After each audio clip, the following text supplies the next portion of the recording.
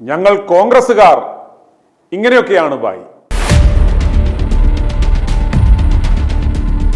ലക്ഷണമൊത്ത കോൺഗ്രസ് നേതാക്കൾ പൊതുപരിപാടികളിൽ ഉളുപ്പില്ലാതെ കാണിക്കുന്ന ചില സ്വഭാവ സവിശേഷതകൾ ഉണ്ട്. അത് അവർക്ക് പേറ്റന്റുള്ള സവിശേഷതകളാണ്. നല്ല രസമാണ് കാണാൻ. എത്ര സമർത്ഥമായാണ് ഒന്ന് തല ഫ്രെയിമിൽ കൊണ്ടുവരുന്നത് എന്ന് കാണുക, കണ്ട് പുളകമണിയുക. പിന്നെ ഇങ്ങനെയൊന്നും അല്ലടാ.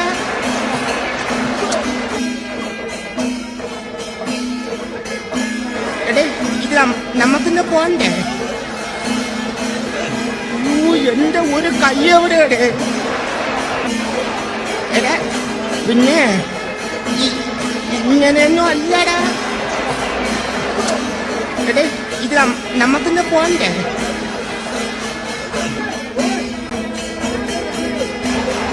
എടാ പിന്നെ ഇങ്ങനെയൊന്നും അല്ലടാ. എടേ ഇത് നമുക്കിന്ന് പോണ്ടേ?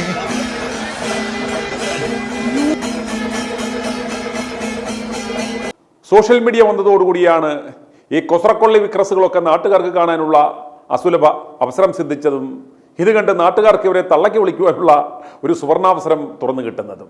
അങ്ങനെ നാട്ടുകാരുടെ തള്ളക്കി വിളി ഏറ്റതുകൊണ്ടാണോ അതോ സ്വയം ഉളുപ്പ് തോന്നിയത് കൊണ്ടാണോ എന്നറിയില്ല, ഇനിയുള്ള പരിപാടികളിൽ ഇമാതിരിയുള്ള നാണംകെട്ട പരിപാടികൾ കാട്ടാതിരിക്കുവാൻ ഒരു പ്രോട്ടോകോൾ നടപ്പിലാക്കുവാൻ കോൺഗ്രസ്സുകാർ തീരുമാനിച്ചു. നല്ല കാര്യം. പക്ഷേ ആരും നടപ്പാക്കും? കണ്ടു നോക്ക്.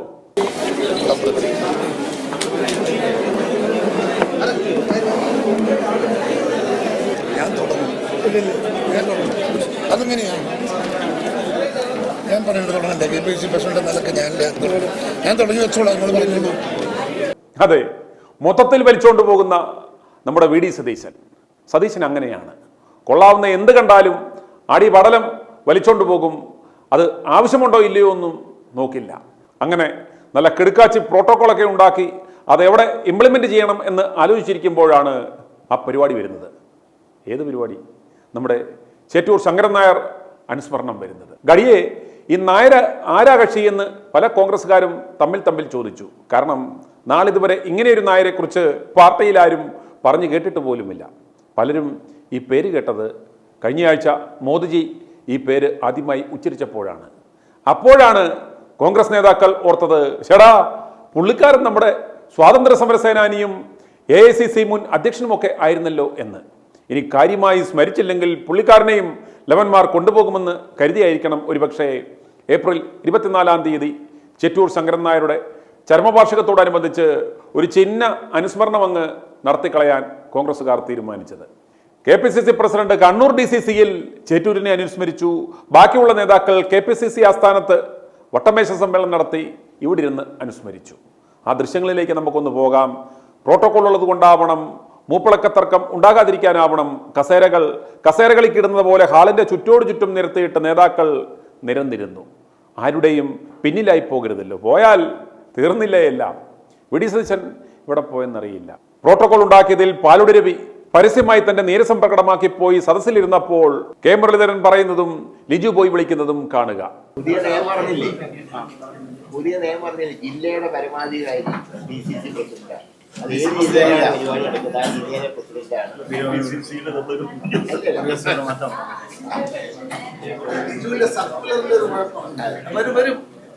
സർക്കിൾ വരുന്നുണ്ട് 2 ദിവസത്തിനുള്ളിൽ. ഇറങ്ങിയിട്ടില്ല, ഇറങ്ങാൻ പോകണല്ലോ. ഒരു ദീർഘകാല പ്രോട്ടോകോൾ നോക്കിയെന്ന് എന്നോട് ചോദിക്കില്ല. അന്ന് നോക്കിയ പ്രോട്ടോകോൾ എല്ലാം മനസ്സിൽ വെച്ചുകൊണ്ട് എഴുതിയിട്ടുള്ളത്. പാലോട് രവിയുടെ ആ ദേഷ്യത്തിന് പിന്നിലുള്ള കാരണം അറിയാമോ? പറയാം. ഇതുപോലെ നിന്ന് ആ ജനഗണമന പാടാൻ പറ്റുമോ? ജനഗണ മംഗളദായക ജയ ഹേ. ഒരു മിനിറ്റ്, അവിടെ CD കിഡ്നിയില്ലാതെ പാടും. ഒരു കിഡ്നി വെച്ച് എങ്ങനെ അവൻ കൊട്ടു. സംഘടനാ സെക്രട്ടറിയുടെ ചുമതലയുള്ള M ലിജു നല്ലൊരു തുടക്കം തന്നെ ഇട്ടുകൊടുത്തു. അഖിലേന്ത്യാ കോൺഗ്രസ് കമ്മിറ്റിയുടെ അധ്യക്ഷനായിരുന്ന ഏക മലയാളിയാണ് ആദരണീയനായ ശ്രീ ചേറ്റൂർ ശങ്കരൻ നായർ അവർ. 1897 അമരാവതിയിൽ നടന്ന അഖിലേന്ത്യാ കോൺഗ്രസ് കമ്മിറ്റിയിൽ ഇന്ത്യൻ നാഷണൽ കോൺഗ്രസിൻ്റെ അധ്യക്ഷ സ്ഥാനം ഏറ്റെടുത്ത അദ്ദേഹം ഇന്ത്യാ ചരിത്രത്തിൽ തന്നെ അവിസ്മരണീയമായ സംഭാവനകൾ നൽകിയ മഹാനായ നേതാവാണ്. മലയാള നാട് ജന്മം കൊടുത്ത ഇന്ത്യൻ രാഷ്ട്രീയത്തിലെ മഹാരഥന്മാരിൽ ഒരാളായ അദ്ദേഹത്തിൻ്റെ ചരമവാർഷികം ഇന്ന് കേരള പ്രദേശ് കോൺഗ്രസ് കമ്മിറ്റി സമുചിതമായി ആചരിക്കുകയാണ്.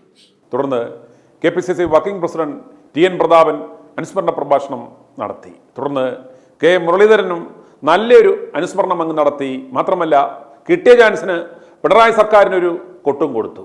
അങ്ങനെ ആയിരിക്കണമല്ലോ ഒരു രാഷ്ട്രീയ നേതാവ്. അവസരങ്ങളാരും വീട്ടിൽ പൊതിഞ്ഞു കെട്ടി കൊണ്ടക്കൊടുക്കില്ല, കിട്ടുന്ന അവസരം ചാടിപ്പിടിക്കുക എന്ന ടെക്നിക്ക് അദ്ദേഹത്തിന് പണ്ട് മുതലേ നല്ല വശമാണ്. ഇവിടെ നേരത്തെ പറഞ്ഞത് 26 നമ്മുടെ സഹോദരന്മാർ അവർ അതിക്രൂരമായി കാശ്മീരിൽ കൊലയ്യപ്പെട്ടു. അതിന് പിന്നിൽ പ്രവർത്തിച്ച പാകിസ്ഥാനെതിരെ അതിൻ്റെ സെക്യൂരിറ്റി അവസരത്തെ കുറിച്ചൊക്കെ ചർച്ച ചെയ്യാൻ ബാക്കിയുണ്ട്. പക്ഷെ ഇപ്പം പറയേണ്ട കാര്യമല്ല, അത് നമുക്ക് നാളെ ചർച്ച ചെയ്യേണ്ടി വരും. പക്ഷെ ഇപ്പോഴ് ആ ശക്തികൾക്കെതിരെ ശക്തമായി പോരാടാൻ നമ്മൾ പ്രതിജ്ഞ എടുക്കേണ്ട ഒരു സന്ദർഭം കൂടിയാണ്. അതോടൊപ്പം തന്നെ നമുക്കറിയാം ഏറ്റവും അധികം പരിഷ്കരണവും അതേ സമയത്ത് പഴയതിനെയും പുതിയതിനെയും സംയോജിപ്പിച്ചുകൊണ്ട് മുന്നോട്ട് പോയ ഫ്രാൻസിസ് മാർപ്പാപ്പ, അദ്ദേഹത്തിൻ്റെ ബോഡി ഇപ്പോഴും സംസ്കരിച്ചിട്ടില്ല. കേരള സർക്കാരിൻ്റെ ദുഃഖാചരണം ഇന്നലെയില്ല. ഇപ്പോൾ ഒരു ഭാഗത്ത് 26 പേർ മരിച്ചു കിടക്കുന്നു, മറുഭാഗത്ത് പോപ്പ് റോമിൽ അന്ത്യവിശ്രമം കൊള്ളുന്നു. ഇതിൻ്റെ ഇടയിലും കേരളം ഭരിക്കുന്നവർ ഒരു പാർട്ടി ഓഫീസ് ഉദ്ഘാടനം ഇത്രയും മാമാങ്കമായി നടത്തേണ്ടിയിരുന്നോ എന്ന് അവരൊന്ന് ചിന്തിക്കണം എന്ന് മാത്രമേ ഈ സന്ദർഭത്തിൽ ഞാൻ പറയൂ. സർക്കാരിൻ്റെ വാർഷികത്തിന് ഇന്നലെ അവധി ഉണ്ടായില്ല. ഔദ്യോഗിക ദുഃഖാചരണം ഇന്നലെയായിരുന്ന ദിവസം തന്നെ ദുഃഖാചരണത്തിന് നേതൃത്വം നൽകിയ മുഖ്യമന്ത്രി സ്വന്തം പാർട്ടി ഓഫീസ് ആർഭാടത്തോടുകൂടെ ഉദ്ഘാടനം ചെയ്യാൻ പറ്റിയ ദിവസമായിരുന്നോ ഇന്നലെ എന്ന് വിവരമുള്ള അവരുടെ പാർട്ടിക്കാർ ചിന്തിക്കണം. പരിപാടി കൊഴിപ്പിക്കുവാൻ കൊണ്ടുവന്ന ചിഹ്ന നേതാക്കൾ അതുവരെ ഒരുവിധം പിടിച്ചിരുന്നു. എന്നാൽ ചേറ്റൂർ ശങ്കരൻ നായർ ഫൗണ്ടേഷൻ ചെയർമാനും പ്രധാനമന്ത്രിയുടെ മുൻ പ്രിൻസിപ്പൽ സെക്രട്ടറിയും ഉപദേഷ്ടാവുമായിരുന്ന TKA നായർ മുഖ്യപ്രഭാഷണം നടത്തുവാൻ ആരംഭിച്ചു കഴിഞ്ഞപ്പോൾ അവരുടെ സകല നിയന്ത്രണങ്ങളും കൈവിട്ടുപോയി. അദ്ദേഹത്തിൻ്റെ ഇംഗ്ലീഷിൻ്റെ കടുപ്പം കൊണ്ടാണോ അതോ രാത്രിയിൽ ഉറക്കം വേണ്ട പോലെ കിട്ടാത്തത് കൊണ്ടാണോ എന്നറിയില്ല. പലരും നന്നായിരുന്നു ഉറങ്ങി, ചിലർ ഉറക്ക കോട്ടുവ വിട്ട് നായരെ വിരട്ടാൻ നോക്കി. ശക്തന് ഇതൊക്കെ കേൾക്കാനുള്ള ശക്തിയില്ലാതെ കൊല്ലാനുള്ള ഒരു നോട്ടം നോക്കിയിരുന്നു. ചിലർ മൊബൈലിൽ ഏണിയും പാമ്പും കളിച്ചുകൊണ്ടിരുന്നു, മറ്റു ചിലർ കൊച്ചു വർത്താനം പറഞ്ഞ് ഇരുന്നു. എങ്കിലും TKA നായർ അദ്ദേഹം പറയുവാൻ ഉദ്ദേശിച്ചു വന്ന കാര്യങ്ങൾ മുഴുവൻ പറഞ്ഞു തീർത്തിട്ടാണ് പ്രസംഗം അവസാനിപ്പിച്ചത്. He was such a brilliant mind. There is no doubt about that. Those who read what he has written, and men of very high caliber who were part of the British government in those days, they were all overawed by the intellect and the capacity of Sir Shankaran Nair. നമ്മളുടെ ബഹുമാനപ്പെട്ട ഉദ്ഘാടകൻ സൂചിപ്പിച്ച മാതിരി he reached the highest level in the hierarchy of government of India, which an Indian can aspire those days. He was a member of the Viceroy's Executive Council. And of course, he did tremendous contribution in that capacity, particularly in the field of education. He was in charge of education. This is like a cabinet minister in the current context. And he was in charge of 30-35 departments of the government of India. But the current generation, particularly the younger generation of people who have not perhaps read about the background of Sri Shankaran Nair, may have different ideas about this great personality. I have no doubt at all, after reading these 3 books, I have not seen the cinema, the bio, but he was an extremely controversial person. And one of the major characteristics of that person was perhaps politicians would better admire it. No politician can succeed with the kind of traits that he had. I don't believe he would have been a great success as a politician. Certainly not. Because he was so stuck on what he said, what he believed to be true. That's a great character of a human being. You know, have 100% faith in what you believe to be true. Fight for it. To my mind, that is what distinguishes him from other people, ordinary people. He believed in something and it was 100%, and he stood by that belief. And later on, I'm sure you would all, at some time or the other, would come to know about Jallianwala Bagh and the great massacre. I'm sure most of you would have by now known about it. I was reading in that book, one of the books, that Punjab was undergoing a period of great turmoil on account of the misdeeds of the British through its Lieutenant Governor, O'Dwyer. So it was in that kind of a Punjab that Jallianwala Bagh massacre took place. I mean, even today, after the lapse of so many years, when you think of that horror, I mean, we would shudder at the thought of such a happening. People without any arms, peaceful people, you know, hundreds of them were shot dead, point blank, shot dead. I mean, that was something which no human being could ever justify.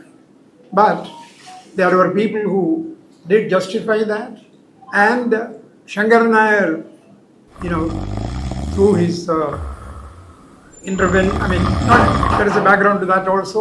Camera കാണുമ്പോൾ കണ്ടൻ പൂച്ച മീൻചട്ടിക്ക് ചുറ്റും കിടന്ന് കുറുകുന്നത് പോലെ കുറുകുന്ന രമേശ് ചെന്നിത്തലയെ എന്തോ ഇന്ന് അവിടെയൊന്നും കണ്ടില്ല. ഉണ്ടായിരുന്നുവെങ്കിൽ ചേറ്റൂർ നായരെക്കുറിച്ച് ചെന്നിത്തല നായർ 2 വർത്താനം കാര്യമായി പറഞ്ഞേനെ. ഞങ്ങൾ കോൺഗ്രസ്സുകാർ ഇങ്ങനെയൊക്കെയാണ് ഭായി. എടാ പിന്നെ ഇങ്ങനെയൊന്നും അല്ലടാ. എടേ ഇത് നമുക്കിന്ന് പോണ്ടേ? i2i News, an eye for truth. i2i News subscribe ചെയ്തിട്ടില്ലാത്തവർ ഇപ്പോൾ തന്നെ സബ്സ്ക്രൈബ് ചെയ്യുക. നോട്ടിഫിക്കേഷൻ ലഭിക്കുവാൻ ബെൽ ബട്ടണും അമർത്തുക.